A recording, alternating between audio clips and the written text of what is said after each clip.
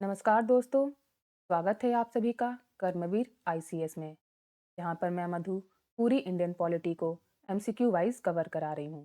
आज का lecture number 51 है, जो कि बेस्ड है पार्लियामेंट पे। आप किसी भी गवर्नमेंट एग्जाम की तैयारी कर रहे हो, अगर इंडियन पॉलिटी आपके सिलेबस में है, तो ये पूरी की पूरी प्लेलिस्ट आप सभी के लिए काफ़ी हेल्पफुल होगा।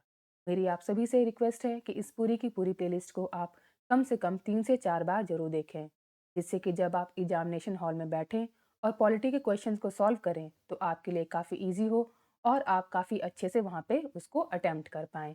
पॉलिटी काफ़ी स्कोरिंग सब्जेक्ट है, लेकिन उसके लिए ज़रूरी है कि आप लगातार क्वेश्चंस का अभ्यास करते रहें। जितने ज़्यादा आप क्वेश्चंस अटेम्प्ट करेंगे, आपके चांसेस उतने ही ज़्यादा बढ़ जाएंगे कि आप एग्जामिनेशन हॉल में पॉलिटी क्वेश्चंस को और भी बेहतर तरीके से अटेम्प्ट कर पाएँ।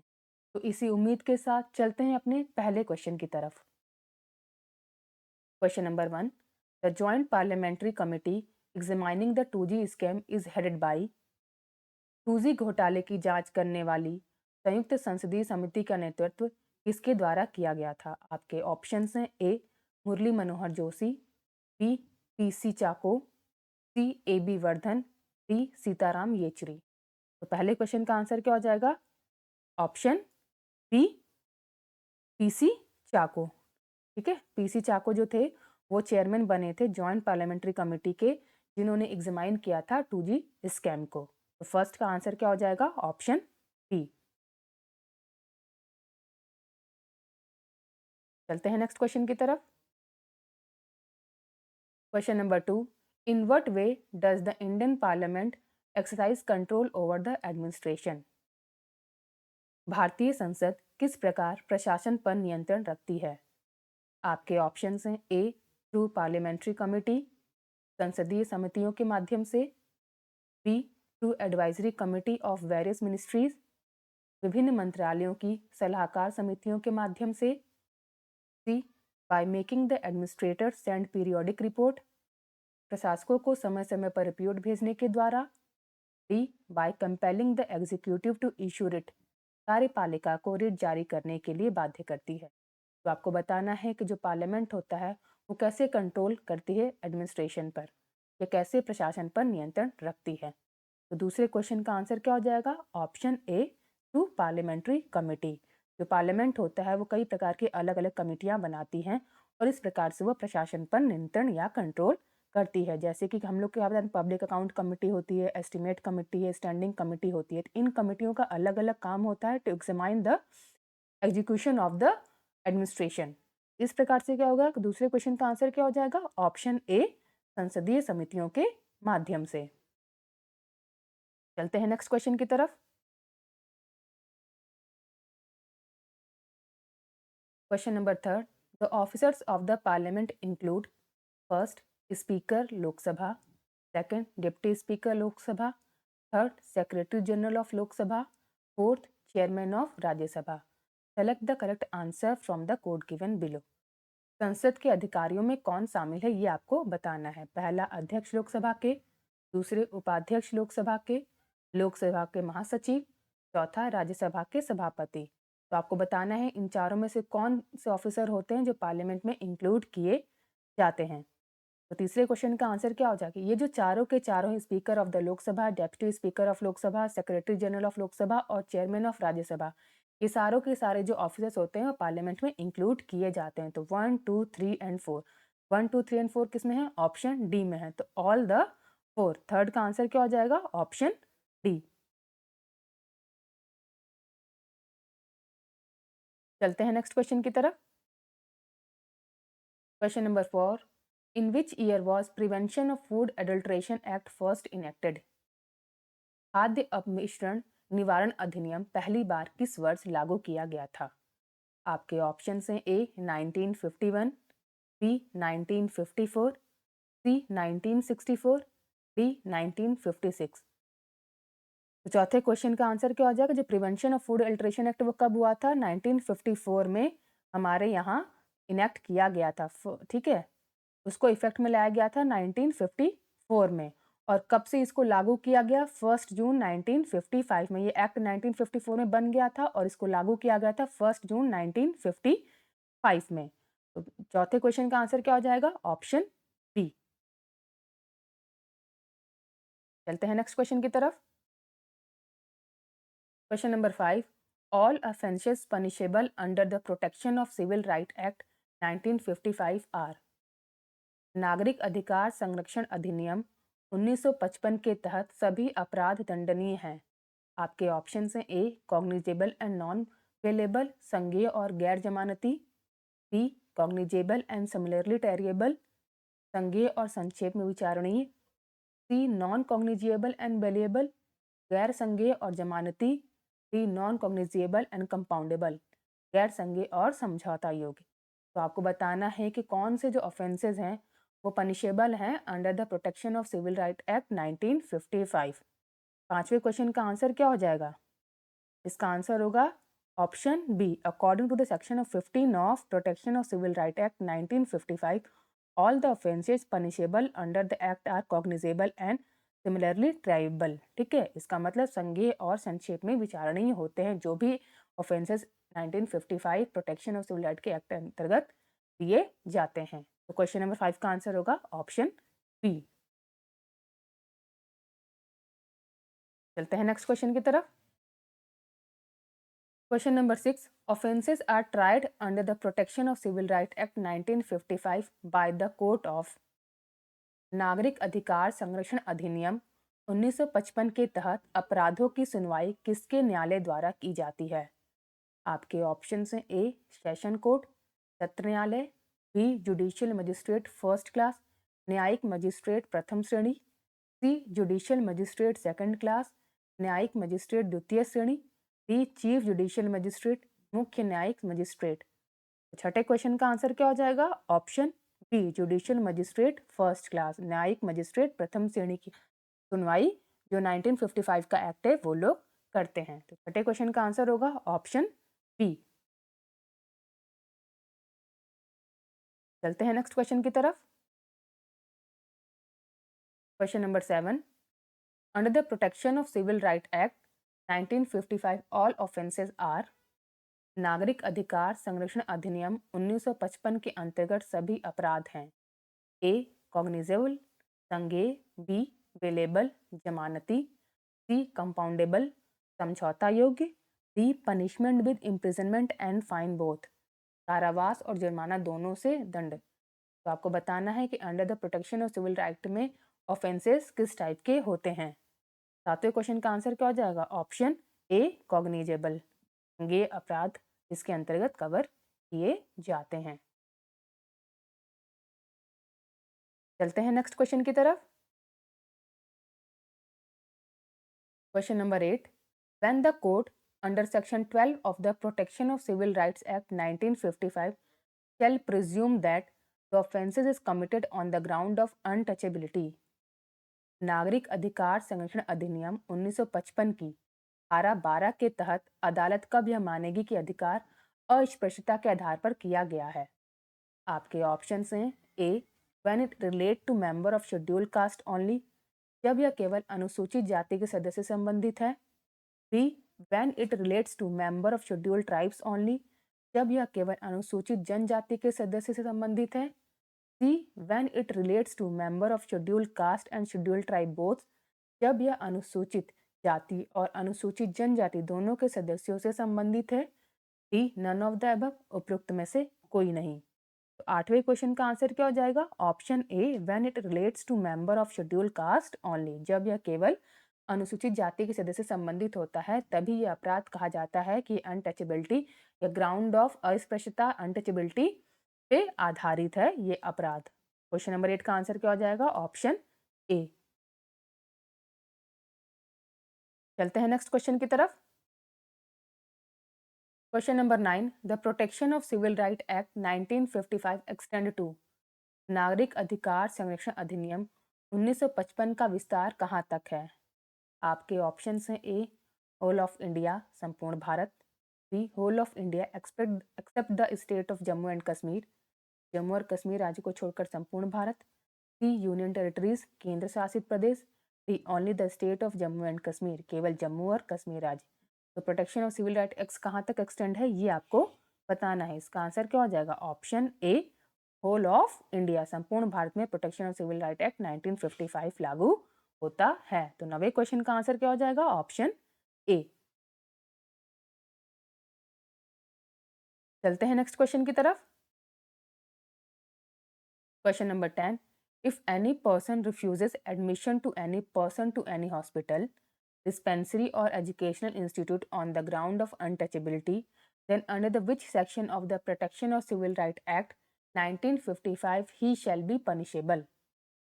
यदि कोई व्यक्ति अस्पृश्यता के आधार पर किसी व्यक्ति को किसी अस्पताल, औषधालय और शैक्षणिक संस्थान में प्रवेश देने से इनकार करता है, तो वह नागरिक अधिकार संरक्षण अधिनियम 1955 की किस धारा के तहत दंडनीय होगा? आपके ऑप्शन हैं A section 4, B section 5, C section 6, D section 7। तो 10वें क्वेश्चन का आंसर क्या हो जाएगा? Option B section 5। चलते हैं नेक्स्ट क्वेश्चन की तरफ। Question number 11, under which of the following sections of the protection of civil right act 1955 has offences by companies been provided? नागरिक अधिकार संरक्षण अधिनियम 1955 की निम्नलिखित में से किस धारा के तहत कंपनियों द्वारा अपराध का प्रावधान किया गया है? आपके ऑप्शन हैं A section 10, B section 12, C section 14, D section 16। तो देखिए कि जो protection of civil right act 1955 है, ये काफ़ी इंपॉर्टेंट है। तो एक बार आप इस पूरे के पूरे एक्ट को भी आप लोग रिवाइज कर लीजिएगा, इसमें क्वेश्चंस पूछ लिए जाते हैं। ये बहुत ही इंपॉर्टेंट एक्ट है और इसे क्वेश्चंस भी फॉर्म होते आ रहे हैं। 11वें क्वेश्चन का आंसर क्या हो जाएगा? Option C section 14। चलते हैं नेक्स्ट क्वेश्चन की तरफ। Question number 12, the protection of civil right act extend to? नागरिक अधिकार संरक्षण अधिनियम का विस्तार कहाँ तक है? आपके ऑप्शन हैं A the whole of India, B the whole of India expect the schedule areas, C the whole of India expect the state of Jammu and Kashmir, D the whole of India expect the union territories of Goa, Daman and Diu. 12वें question का answer क्या हो जाएगा? The whole of India. जो protection of civil right act है वो पूरे के पूरे संपूर्ण भारत में लागू होता है। 12वें का आंसर हो जाएगा ऑप्शन ए।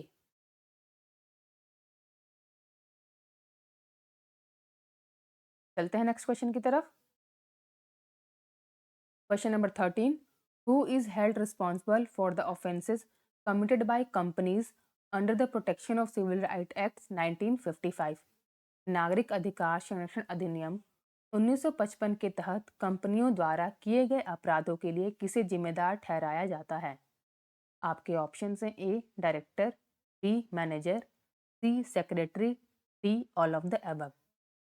तो 13वें क्वेश्चन का आंसर क्या हो जाएगा? Option D all of the above. अगर नागरिक अधिकार संरक्षण अधिनियम के तहत कंपनी द्वारा कोई भी अपराध किया जाता है तो उसमें डायरेक्टर भी आते हैं, मैनेजर भी आते हैं और सेक्रेटरी भी आते हैं। तो 13वें क्वेश्चन का आंसर क्या हो जाएगा? Option D. चलते हैं नेक्स्ट क्वेश्चन की तरफ। Question number 14, all the punishable offences under the protection of civil right act 1955 are? नागरिक अधिकार संरक्षण अधिनियम 1955 के अंतर्गत सभी दंडनीय अपराध हैं।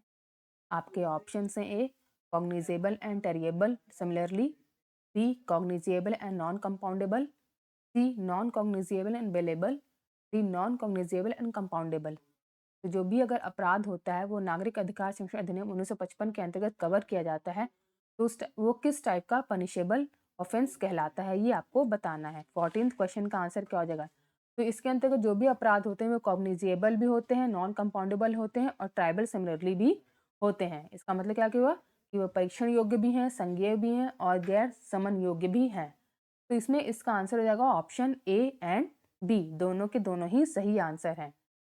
का क्वेश्चन 14th क्वेश्चन का आंसर हो जाएगा option A and B.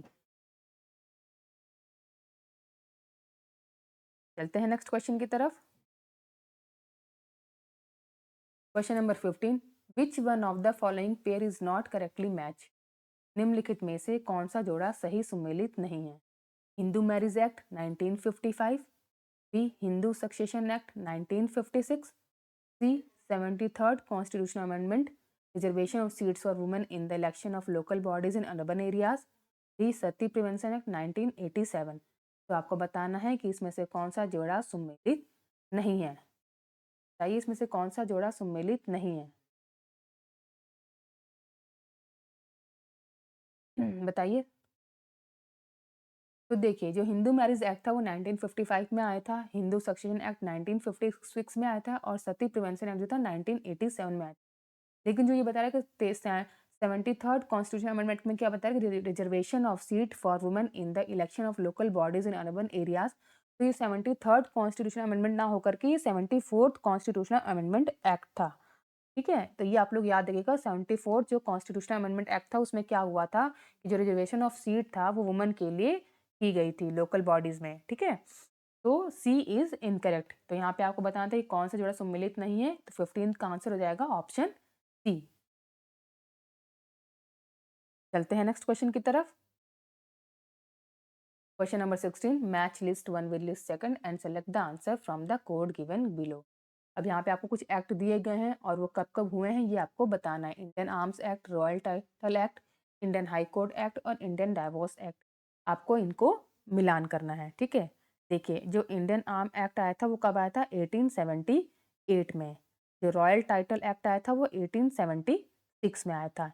Indian high court act जो आया था वो 1861 में आया था और इंडियन डाइवोर्स एक्ट जो आया था 1869 में आया था। ठीक है, इस तरीके से जो पहला होगा, पहले का क्या होगा इंडियन आर्म्स एक्ट वो 2 से होगा 1878, रॉयल टाइटल एक्ट 1876 ऑप्शन 1, फिर Indian high court act 1861 option 4 और इंडियन डाइवोर्स एक्ट 1869 ऑप्शन 3। तो 2 1 4 3, ए का 2, बी का 1, सी का 4 और डी का 3। 2 1 4 3 किस में है, ऑप्शन डी में है। तो D is the right answer. 16 का आंसर क्या हो जाएगा, ऑप्शन डी। चलते हैं नेक्स्ट क्वेश्चन की तरफ। Question number 17, consider the following statement. First, the parliament prevention of disqualification act 1959 exempts several posts from disqualification on the ground of office of profit. Second, the above mentioned act was amended 5 times. Third, the term office of profit is well defined in the Constitution of India. Which of the statement given is are correct? तो पहला question में याद रखिएगा कि वो आपसे correct पूछ रहा है कि इनकरेक्ट पूछ रहा है। क्वेश्चन क्या कह रहा है कि निम्नलिखित कथनों पर विचार करें। पहला, संसद अयोग्यता निवारण अधिनियम 1959 लाभ के पद के आधार पर कई पदों को अयोग्यता से छूट देता है। दूसरा, उपयुक्त अधिनियम में 5 बार संशोधन किया गया है। तीसरा, लाभ का पद शब्द भारत के संविधान में अच्छी तरह से परिभाषित है। तो ऊपर दिए गए कथनों में से कौन सा कथन सही है ये आपको बताना है। ठीक है, तो पहला स्टेटमेंट क्या कह रहा है कि the parliament prevention of disqualification act 1959 exempts several post from disqualification on the ground of office of profit. ये बिल्कुल सही स्टेटमेंट है। दूसरा क्या कहता है, above mention act was amend 5 times. ये भी बिल्कुल सही स्टेटमेंट है। लेकिन जो तीसरा स्टेटमेंट कह रहा है कि the term office of profit is well defined in the constitution of India, ये स्टेटमेंट गलत है क्योंकि इसके बारे में कोई भी वेल डेफिनेशन नहीं लिखी गई है हमारे कॉन्स्टिट्यूशन में। तो पहला और दूसरा स्टेटमेंट सही हो जा रहा है, तीसरा स्टेटमेंट गलत है। तो इसका आंसर क्या हो जाएगा, 1 एंड 2 ओनली। ऑप्शन ए देखिए उसमें मेंशन है 1 एंड 2 ओनली। तो 17th का आंसर होगा ऑप्शन ए। चलते हैं नेक्स्ट क्वेश्चन की तरफ।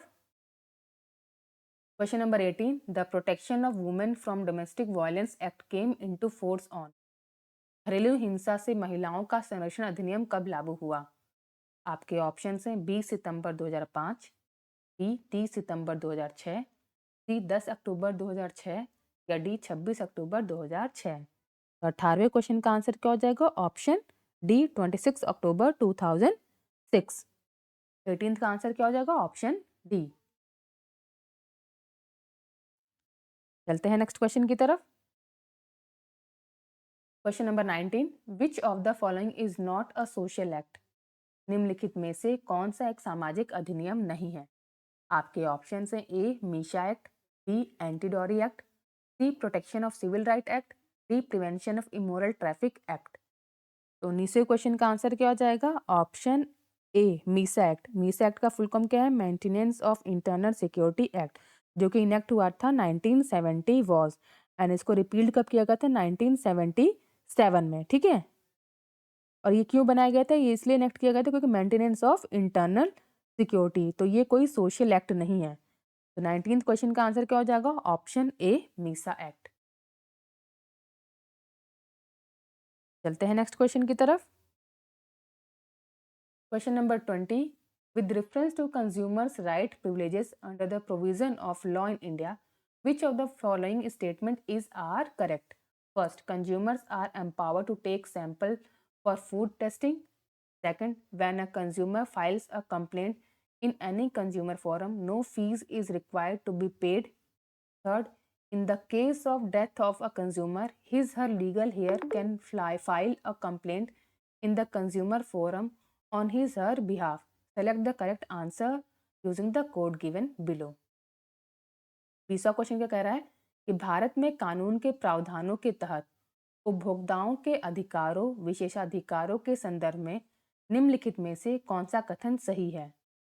आपके ऑप्शन हैं, उपभोक्ताओं को खाद्य परीक्षण के लिए नमूने लेने का अधिकार है। दूसरा, जब कोई उपभोक्ता किसी उपभोक्ता फोरम में शिकायत दर्ज कराता है तो उसे कोई शुल्क नहीं देना पड़ता।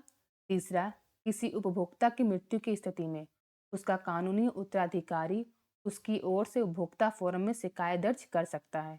नीचे दिए कोड का सही उपयोग करके आपको सही उत्तर का चुनाव करना है। तो दूसरे क्वेश्चन का आंसर क्या हो जाएगा?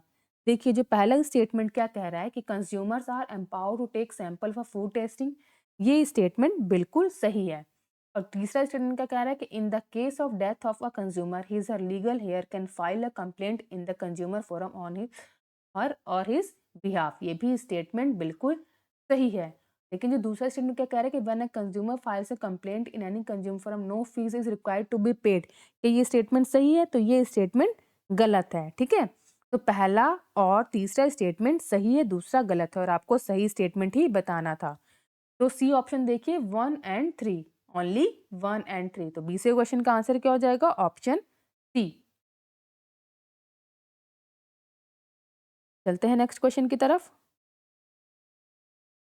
Question number 21, with reference to the prohibition of Benami Property Transaction Act 1988, PBPT Act, consider the following statement. First, a property transaction is not treated as a Benami transaction if the owner of the property is not aware of the transaction. Second, properties held Benami are liable for confiscation by the government. Third, the Act provides for 3 authorities for investigation but does not provide for any appellate mechanism. Which of the statement given is are correct? Question number 21 कह रहा है कि बेनामी संपत्ति लेन then निषेध अधिनियम 1988 पीबीपीटी अधिनियम के संदर्भ में निम्नलिखित कथनों पर विचार करें। पहला, संपत्ति लेन देन को बेनामी लेन देन नहीं माना जाता है यदि संपत्ति के मालिक को इसकी जानकारी नहीं है लेन देन की। दूसरा, बेनामी संपत्तियां सरकार द्वारा जब्त की जा सकती हैं। तीसरा, अधिनियम जांच के लिए 3 प्राधिकरणों का प्रावधान करता है लेकिन किसी अपीलीय तंत्र का प्रावधान नहीं करता है। तो ऊपर दिए कथनों में से कौन सा कथन सही है आपको बताना है। तो 21वें क्वेश्चन का आंसर क्या हो जाएगा? देखिए, जो दूसरा स्टेटमेंट क्या करेगा, property held benami are liable for confiscation by the government, ये स्टेटमेंट ही सही है। बाकी जो पहला और तीसरा स्टेटमेंट है ये गलत स्टेटमेंट है और इसमें हमसे पूछा गया है कि कौन सा सही स्टेटमेंट है, तो 2 ओनली। ठीक है, 21 का आंसर क्या हो जाएगा? Option B, 2 only. चलते हैं नेक्स्ट क्वेश्चन की तरफ। Question number 22, when was the criminal tribes act enacted for the first time? आपराधिक जनजाति अधिनियम पहली बार कब लागू किया गया था? आपके ऑप्शन है 1952, बी 1924, सी 1871, डी 1911। तो 22 क्वेश्चन का आंसर क्या हो जाएगा? Option C 1871। चलते हैं नेक्स्ट क्वेश्चन की तरफ। Question number 23, the scheduled caste and scheduled tribes prevention of atrocities act 1989 came into force on? अनुसूचित जाति और अनुसूचित जनजाति अत्याचार निवारण अधिनियम 1989 कब लागू हुआ? आपके ऑप्शन हैं ए 1 जुलाई 1989, बी 38 जनवरी 1990, सी 38 जुलाई 1989, डी 1 जनवरी 1990।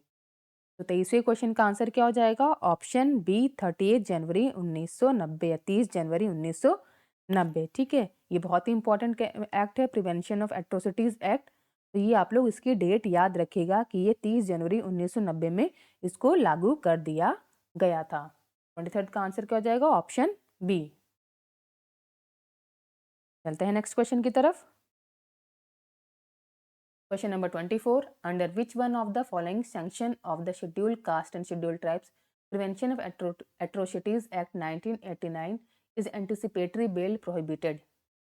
अनुसूचित जाति और अनुसूचित जनजाति अत्याचार निवारण अधिनियम 1989 की निम्नलिखित में से किस धारा के तहत अग्रिम जमानत निषिद्ध है? आपके ऑप्शन हैं section 22, B section 20, C section 18, D section 16। तो एक बार आप लोग ये जो प्रिवेंशन ऑफ एट्रोसिटीज एक्ट है इसको भी पढ़ लीजिए, क्योंकि इससे भी क्वेश्चंस फॉर्म हो जाते हैं। 24th का आंसर क्या हो जाएगा? Option C section 18। चलते हैं नेक्स्ट क्वेश्चन की तरफ। Question number 25. Under which act the scheduled caste and scheduled tribe atrocities removal law was implemented? अनुसूचित जाति एवं अनुसूचित जनजाति अत्याचार निवारण कानून किस अधिनियम के अंतर्गत लागू किया गया है? आपके ऑप्शंस हैं act 1990, B act 1989, C act 1992, D act 1991। तो 25th क्वेश्चन का आंसर क्या हो जाएगा? Option B act 1989। ठीक है, 25th क्वेश्चन का आंसर हो जाएगा अधिनियम 1989। इस प्रकार हमने आज सेट ऑफ 25 क्वेश्चंस को कंप्लीट कर लिया है।